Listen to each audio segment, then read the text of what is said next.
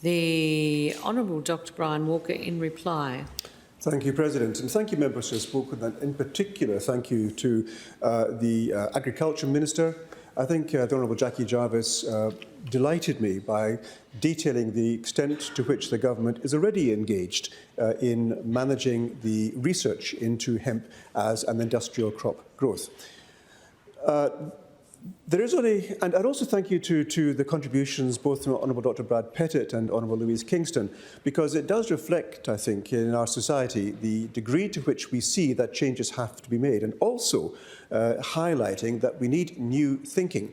Thinking the old way is going to give us more of the old, and that is actually leaving us stuck in the past. And this hemp discussion is one area where we must get new thinking to get into a new part of life where we can actually move forward scientifically, safely, environmentally, into a realm where we are able to benefit better than we have in the past. Now, I started out my motion with a reference to yesterday's West Australian article about the falling price of iron ore. And I would like, bearing in mind the discussions we've had today, to highlight the fact that we are currently in a state of war.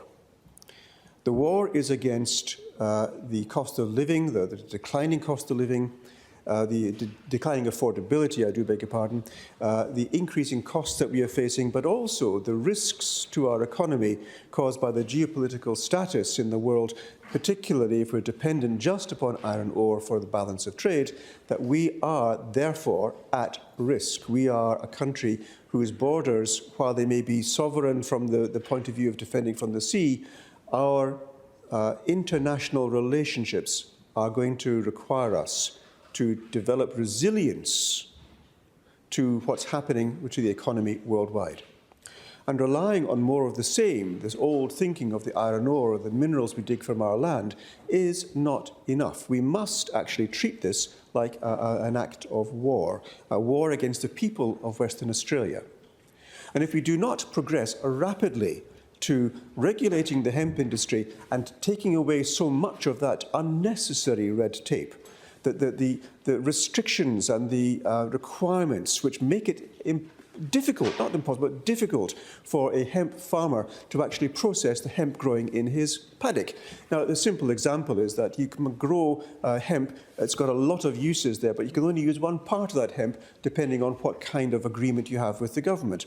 So the rest gets ploughed into the earth. So you're losing vast amounts of potential income because we're required to abide by current restrictive licensing. And this actually is very, very hard. Farmers do not want to waste time, effort and money on chucking a good product into the ground for no good reason. There's other things they could do with that. There's less hassle they could have. There's hassle enough in farming rather than having to deal with the restrictions that are currently in place. Now, the restrictions I pointed out are basically due just to one thing, which is the concern about THC.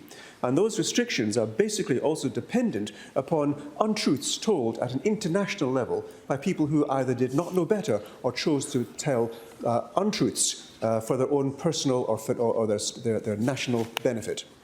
And one of those, of course, is the definition of cannabis as a narcotic and the international legislation, which then means that the hemp that we could produce now falls under the Single Drug Convention, which means that we need regulations to grow a healthy healing plant which can produce, as said, per 10,000 hectares, $75 billion, which is now no longer available to us because we are creating regulations which limit the ability to manage this plant.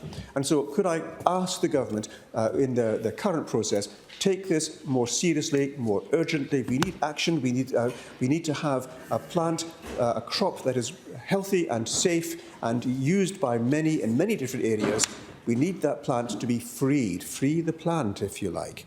And so that we can then harvest the benefits of that and balance that very difficult balance of trade using iron ore and other minerals as the only solution for our international exports. We need to find something that is more helpful to us and helpful to our society, will help modify our climate change, will help improve our water management. There's so many things we can say that are good about this plant, that keeping it in the dark ages of regulation is not helpful to us. So I thank the government for the support and I commend the plant to all.